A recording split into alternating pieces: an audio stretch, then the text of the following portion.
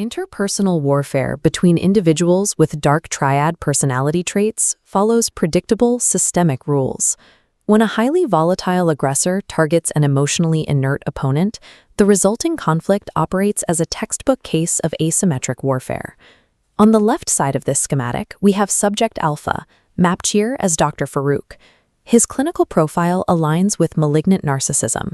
To function, this psychological architecture requires a continuous influx of external validation, deference, and control, a mechanism known as narcissistic supply.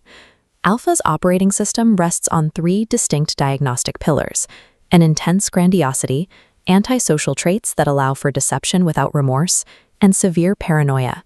This combination creates egocentric sadism. Alpha does not experience his cruelty as a moral failing. He perceives it as the righteous correction of his enemies. On the right, we have subject beta, or Mars. His profile represents a high-functioning, strategic Machiavellian. He operates with calculated patience and emotional detachment. Notice the lack of inbound arrows. Beta's internal self-regard makes him supply inert. He does not require external validation to regulate his psychological state. This dynamic removes emotion from the equation entirely. What follows is a strict mechanical collision between a system that collapses without constant external attention and a system built to function in complete silence. To observe these profiles in action, we place them in an environment designed to test systemic endurance, a high-stakes, 18-month family law and custody dispute. Alpha relies on a strategy of emotional capture. By weaponizing his prestige as a senior physician and leveraging a loyal network of family proxies, he attempts to bend reality, pathologizing his opponent to secure institutional dominance. Beta counters with structural control. He approaches the family hierarchy the way a systems analyst approaches a global supply chain, prioritizing delayed gratification, identifying network bottlenecks, and quietly building an impenetrable architecture of data. We will track this conflict using a metric called psychological momentum. This measures which subject controls the narrative reality and the flow of information at any given time. The narcissist relies on the heat of immediate social performance to win the room. The Machiavellian relies on the cold weight of accumulated evidence to win the record. Here on the tactical dashboard, Phase 1 begins. Alpha holds the initial advantage, launching a preemptive multi-vector smear campaign. He executes DARVO, denying wrongdoing, attacking Beta's credibility, and reversing the roles of victim and offender, presenting himself as the injured party. The strategic objective here is the jade trap. Alpha wants to force Beta to justify, argue, defend, or explain himself. A high volume of frantic emotional defense from Beta will serve as artificial proof of Alpha's claims of instability. Beta recognizes the trap and deploys the gray rock method. He becomes informationally minimal and emotionally flat. He sends brief, purely procedural responses to necessary institutions and otherwise remains silent, absorbing the attacks without providing any defensive friction. This silence triggers a severe neurobiological reaction in Alpha. Deprived of the fear or rage required to regulate his grandiose self-image, his HPA axis activates, cortisol floods his system, and he experiences a psychological injury that demands immediate resolution. Beta, meanwhile, interprets his own initial stress response purely as data. By engaging deliberate, analytical thinking, he maintains his vagal tone, keeping his heart rate and breathing stable under direct social threat. By weaponizing an informational void, the Machiavellian starves the narcissist of supply. This forces the aggressor into a state of biological distress, compelling them to escalate their attacks to dangerous, highly visible levels. As the dashboard updates to Phase 2, a frustrated Alpha pivots. To bypass Beta's silence, he weaponizes his enmeshed family system. He utilizes triangulation, routing his grievances, rumors, and pressure through third parties to maximize social damage. These third parties act as flying monkeys, operating under Alpha's strict behavioral and informational control. They genuinely believe they are helping to resolve a conflict, unaware they are being used to enforce compliance. Alpha views this family structure as an emotional unit bound by loyalty.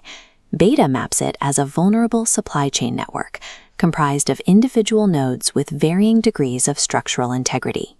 Beta initiates a counter strategy of node removal. He does not attack the system as a whole, nor does he attempt to persuade Alpha's loyalists with emotional appeals. He utilizes selective transparency to target the weakest links in Alpha's chain. Beta identifies a single, slightly disillusioned proxy node. He quietly provides this person with primary, objective documentation, time-stamped text messages and legal filings that directly contradict Alpha's narrative. This introduces undeniable cognitive dissonance. The proxy weighs the physical evidence against the emotional stories told by the patriarch.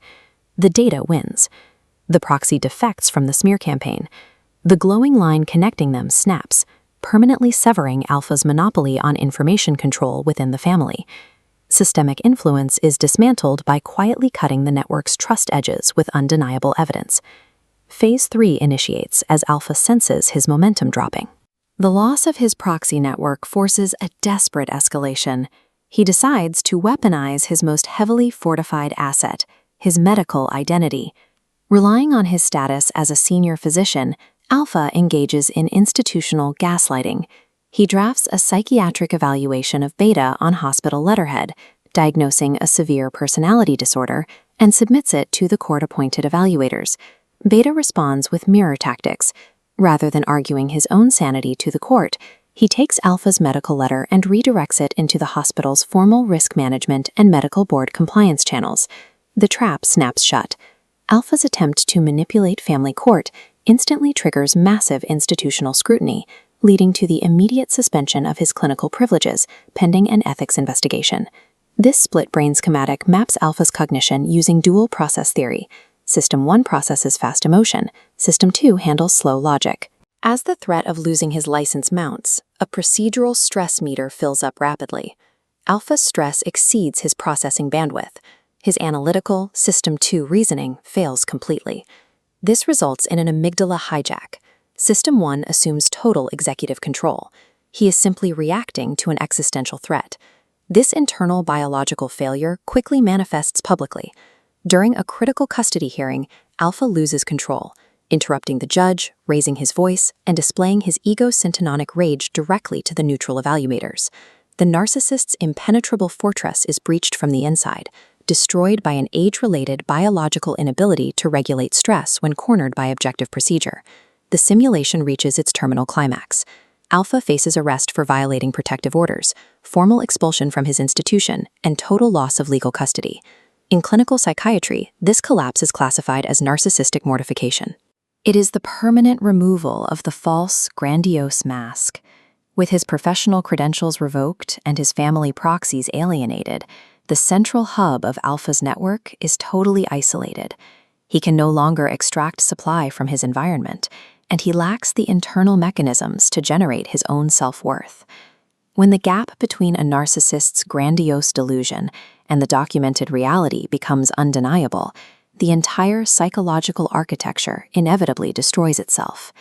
The long-term trajectory for Alpha is severe decompensation.